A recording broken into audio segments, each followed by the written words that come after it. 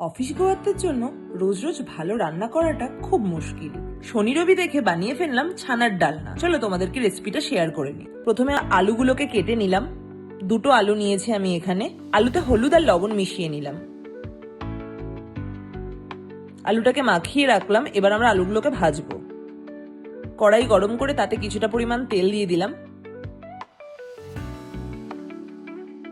তেলটা আমাদের একটু গরম হয়ে গেলে কেটে রাখা আলুগুলোকে ছেড়ে দেবো।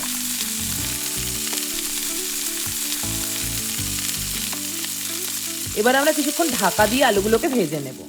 এবার আমরা একটা মিক্সিং জারে কিছুটা পরিমাণ পোস্ত, কয়েকটা কাজু বাদাম, কিছুটা পরিমাণ চারমগজ, কিছুটা পরিমাণ সেসেমি সিডস মানে সাদা তিল এবং একটা টমেটো, 3টে কাঁচা লঙ্কা আর কিছুটা পরিমাণ আদা, এই সব কিছু দিয়ে একটা মিহি পেস্ট বানিয়ে নেব আমরা। আমাদের পেস্ট বানানো কমপ্লিট। এবার আমরা আলু খুলে দেখব আলুটা আমাদের ভাজাও হয়ে গেছে এবং সেদ্ধও হয়ে গেছে। আমরা টাইমটাকে ম্যানেজ করে নিলাম। যে সময় আমাদের আলুগুলো ভাজা হচ্ছে আমরা সেই সময় মিক্সিতে এই মশলাটা রেডি করে নেব, তাতে আমাদের কিছুটা পরিমাণ টাইম বেঁচে যাবে। আমরা আলুগুলোকে তুলে নিলাম একটা বাটিতে। আলুগুলো আমাদের ভালো করে ভাজাও হয়ে গেছে এবং সেদ্ধ হয়ে গেছে, তোমরা দেখতে পাচ্ছ।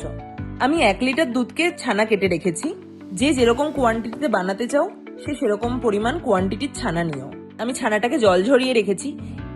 ছানার মধ্যে আমরা 1/2 চামচ লবণ অ্যাড করছি, 1/2 চামচ হলুদ অ্যাড করছি, 1/2 চামচ চিনি অ্যাড করছি, একদম একটুখানি গরম মশলা অ্যাড করছি আর গুঁড়ো দুধ দিয়ে দিলাম। আমি 10 টাকার গুঁড়ো দুধের প্যাকেট ইউজ করেছি।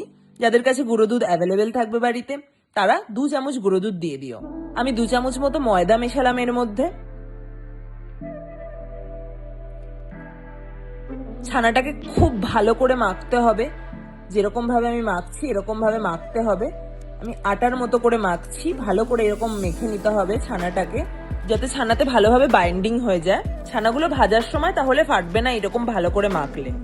আমার ছানাটা ভালো করে মাখা হয়ে গেছে। এবার আমি এই ছানাগুলো থেকে অল্প অল্প করে কেটে ছানার ডালনা বানিয়ে নেব।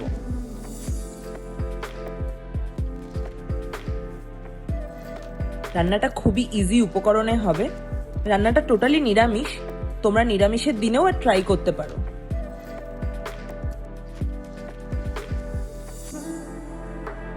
শেপটা আমি কয়েনের মতো রাখছি, তোমরা যে যেরকম রাখতে পারো।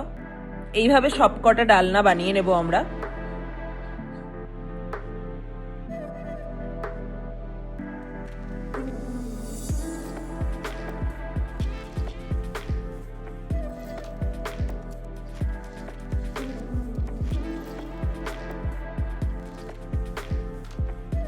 এইভাবেই সব ছানার ডালনাগুলো আমরা বানিয়ে নেব।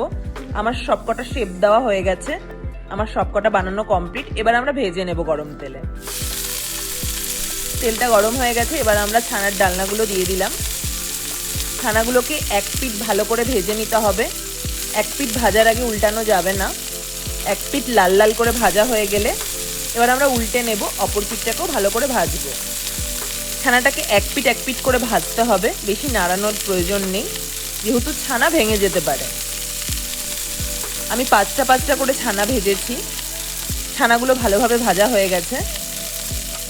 আমার 1 রাউন্ড ছানা ভাজা কমপ্লিট। ছানার বড়াগুলো এরকম দেখতে হবে। আমি নেক্সট রাউন্ড দিচ্ছি। এইভাবে আমরা প্রত্যেকটা রাউন্ড ভেজে নেব। যে কটা ছানার ডালনা হবে সবার এক পিঠ পুরো ভালো করে ভাজা হয়ে যাবে, তারপরে আরেক পিঠ উল্টাতে হবে। প্রসেসে আমি সবকটা ছানার ডালনা ভেজে নিলাম। এবার আমি গরম তেলে গোটা গরম মশলা দিয়ে দিচ্ছি। যার কাছে যেরকম গোটা গরম মশলা অ্যাভেলেবেল থাকবে সে সেরকমই গোটা গরম মশলা ইউজ করো। 2টো শুকনো লঙ্কা দিয়ে দিলাম, কিছুটা পরিমাণ গোটা জিরে দিলাম ফোড়নে, আর একটুখানি হিং দিচ্ছি। যেহেতু এটা নিরামিষ রান্না এখানে হিং দিলে খুব ভালো লাগবে। এবার আমাদের করে রাখা পেস্টটা আমরা গরম তেলে দিয়ে দেব। সবকিছু দিয়ে ভালো করে নাড়াবো। ভালো করে মশলাটাকে কষিয়ে নেব একটুখানি কিছুক্ষণ। এবার আমরা সমস্ত স্পাইসগুলোকে অ্যাড করব। প্রথমেই আমরা কিছুটা পরিমাণ গোলমরিচের গুঁড়ো, 1/2 চা চামচ লবণ অ্যাড করলাম, 1/2 চা চামচ জিরের গুঁড়ো অ্যাড করছি, 1/2 চা চামচ কাশ্মীরি লঙ্কার গুঁড়ো অ্যাড করছি, 1/2 চা চামচ হলুদ অ্যাড করলাম আর অল্প একটু চিনি অ্যাড করে দিলাম। এই সব মশলাগুলোকে আমরা ভালো করে মিক্স করে নেব।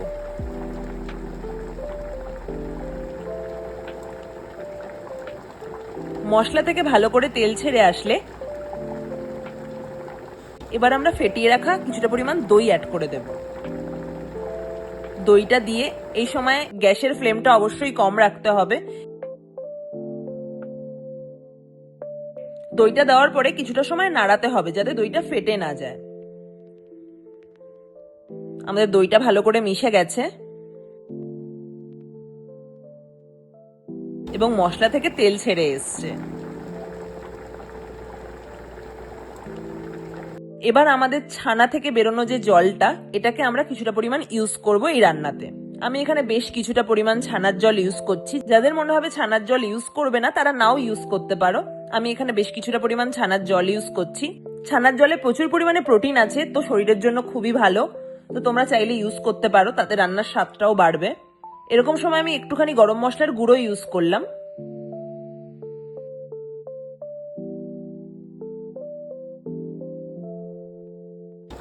হাফ বোতল জল অ্যাড করছি বা 2 কাপ জল অ্যাড করছি। যে যতটা ঝোল খাবে সে সেরকম পরিমাণ জল ইউজ করো। ভালো করে সবকিছুকে মিক্স করে নেব জল অ্যাড করার পরে। এরকম সময় গ্যাসের ফ্লেমটা হাইতে রাখতে হবে যাতে ঝোলটা টকবক করে ফুটে যায়। আমাদের ঝোলটা ফুটে গেছে। আমাদের ভেজে রাখা আলুগুলো এবং ছানার ডালনাগুলো আমরা এরকম সময় অ্যাড করে দিচ্ছি।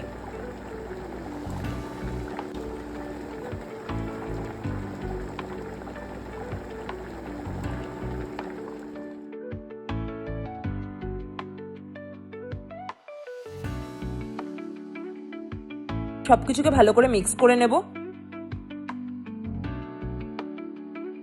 এবার কিছুক্ষণ রেখে দেব ফোটার জন্য। ঝোলটা একটু ফুটে গেলে আমরা হাফ কাপ দুধ অ্যাড করে নিচ্ছি।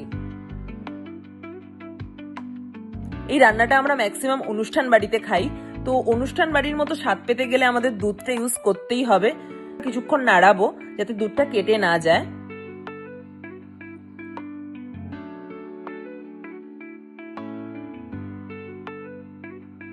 ভালো করে সবকিছু মিক্স হয়ে গেলে আমরা কিছুক্ষণ ওয়েট করব ফোটা পর্যন্ত। এরকম সময় আমরা 1 চামচ ঘি অ্যাড করব। ঘিটা অবশ্যই এই রান্নার মনোপলি।